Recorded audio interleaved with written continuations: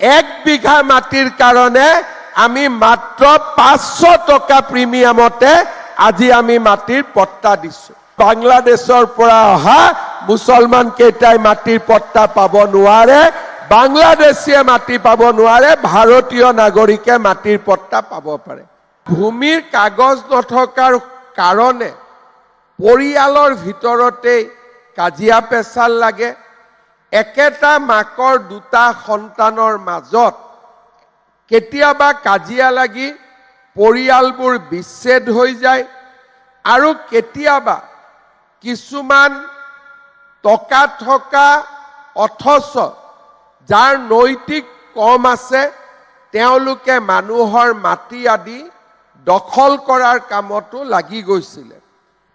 আমি চৰকাৰ গঠন কৰি আৰম্ভ কৰিছিলো মিছন বসুন্ধৰা।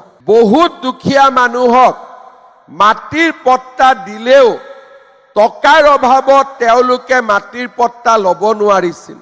আজি আমি কিমান টকাত মাটিৰ পট্টা দিছো?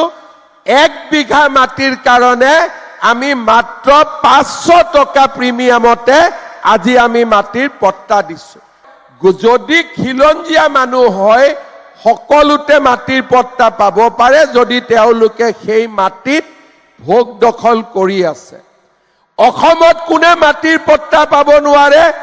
অকল মাত্ৰ বাংলাদেশৰ পৰা অহা মুছলমান কেইটাই মাটিৰ পট্টা পাব নোৱাৰে, বাংলাদেশীয়ে মাটি পাব নোৱাৰে, ভাৰতীয় নাগৰিকে মাটিৰ পট্টা পাব পাৰে। এইবোৰ কথা কওঁ কাৰণে মোক দুই এটাই বেয়াও পায়, কিন্তু মোৰ লক্ষ্য হৈছে যে যিমান বাংলাদেশীয়ে অসমৰ মাটি দখল কৰি আছে এটা এটাকৈ খেদিব লাগিব, লাগিলে বাংলাদেশ পাৰ কৰাই দিব লাগিব। যোৱা 5 বছৰত আমি কিমান মাটি মুক্ত কৰিলো? 1.5 লাখ বিঘা। কিমান মাটি মুক্ত কৰিলো ভাবিব এবাৰ। 1 বিঘাত 1 বিঘা নহয়, বাংলাদেশীৰ পৰা আমি কিমান মুক্ত কৰিলো? 1.5 লাখ বিঘা। অহাবাৰ কিমান মুক্ত কৰিম? 5 লাখ বিঘা। এইটো হল মোৰ টাৰ্গেট।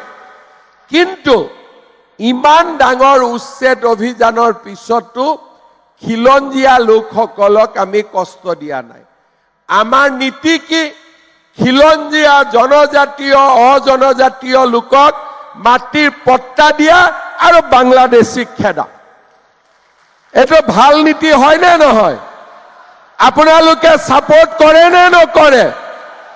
কৰে নে নকৰে?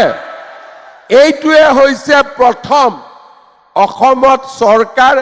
মোৰ মুখত তালা লগাব বহুত এতিয়া চেষ্টা কৰি থাকে। মই বোলো যদি মই মুখেদি নকওঁ হাতেদি বেছিকৈ কৰি দিম, তেতিয়া কষ্ট বেছি হ'ব।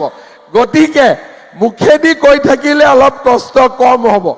এতিয়া এটাই কথা যে বাংলাদেশীক আমি অসমৰ মাটি ল'ব নিদিও আৰু খিলঞ্জীয়া আমাৰ লোকক আমি মাটিৰ পট্টা দি আছো আৰু দি থাকিম।